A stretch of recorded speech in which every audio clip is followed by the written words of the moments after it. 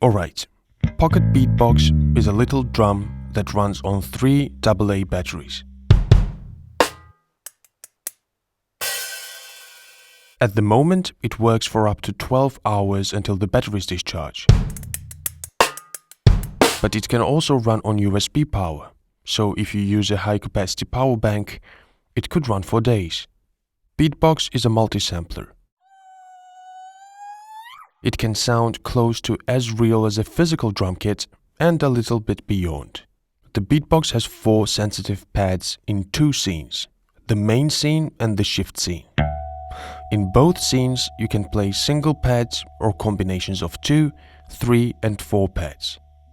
There is a little shift button on the side that you can use if you hold it in one hand and play with another.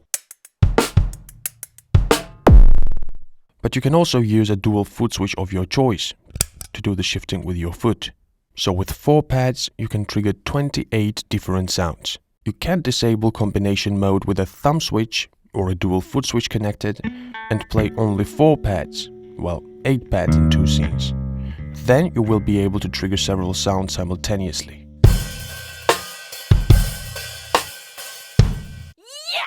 Now, for each of the main pads, A, B, C and D, and combinations A, B, B, C, C, D, D, A, both, in the main scene and the shift scene, you can load folders with up to 256 mono wave files. Those can be variations of the same sound recorded at different dynamics, different timbres or lengths. So for 4 main pads and 4 combinations in 2 scenes, for 16 pads and combinations, 256 files per each. That's 4096 files per kit. 4096, it's this many. You just put your folders with your WAV files on your SD card and then you can load those folders on your Beatbox. To the rest of the combinations, you can assign synth sounds inspired by the legend, the 808. I'm now working on the internal synth engine. Beatbox will expect you to number your WAV files and it will automatically map them to velocity. If you have only 100 files in your folder, the weakest stroke will trigger the first WAV file, the strongest stroke will trigger the 100th WAV file, and then everything in between. If you manage to hit with the same strength twice or more times, which is pretty hard, but still if you manage, Beatbox will not repeat the same sample, but it will walk around it and play neighboring samples. You can of course define how long it should walk randomly until it repeats the first sample. All your kits and samples, they live on a micro SD card. Beatbox can carry up to 32 GB of samples. Your kits exist in the form of JSON files.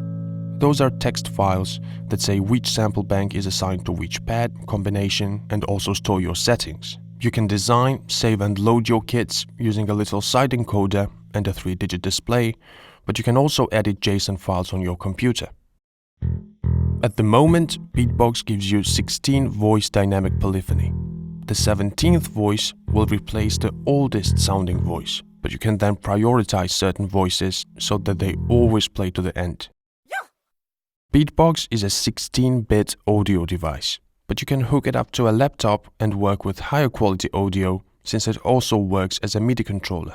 Each pad and combination can be set to output MIDI and also learn MIDI to be triggered by an external sequencer. Beatbox can serve as a bridge between hardware MIDI and USB MIDI, and it will also let you pipe 12-bit readings of your analog expression pedal to your laptop via NRPN.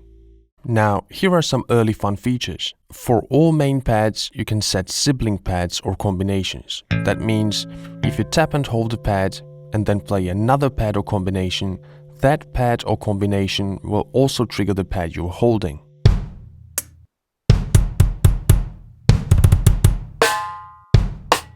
You can set every pad or combination to choke another pad or combination.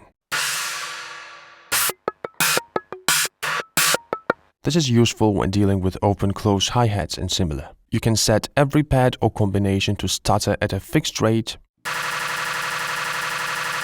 or at a random rate every time you hit it.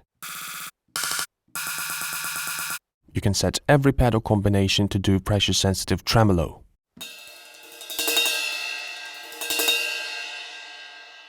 For both stutter and tremolo, you can set the initial rate, target rate, which can also be random, and number of steps for accelerating from initial rate to target rate.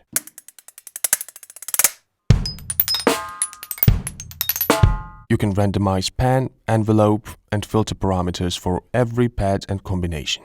And yes, Beatbox has hardware MIDI input, hardware MIDI output, I2C port for future connectivity that you can now use for a dual foot switch, expression pedal input, stereo line level output, line level input, a microphone input, and a headphone output.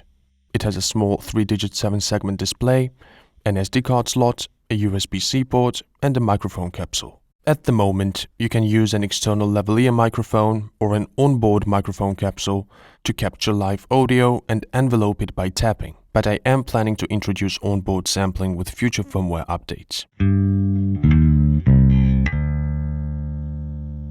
Well, and of course, there is obviously much more to talk about, so if you have questions, you are more than welcome to join my weekly open Zoom meetings, link in the description below. And this brings us to boom!